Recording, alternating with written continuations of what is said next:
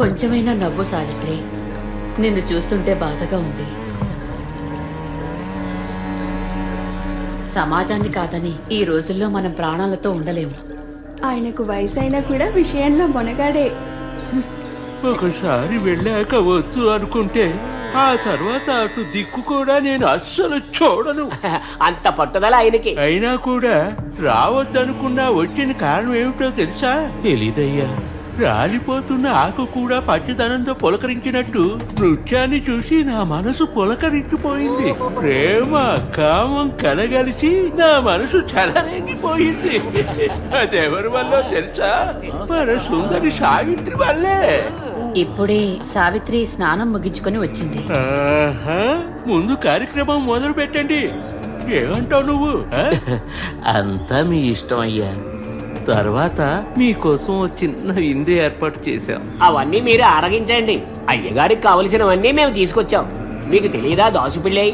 ఎంత మీ సంబంధం చేసుకున్నా అయ్యగారు ఎక్కడ తినాలో అక్కడే తింటారు.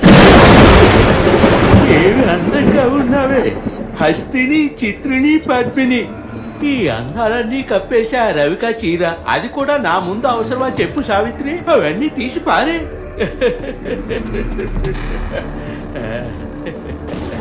మన్మధుడిగా నన్ను మార్చింది నీ రెండు కళ్ళే కదే.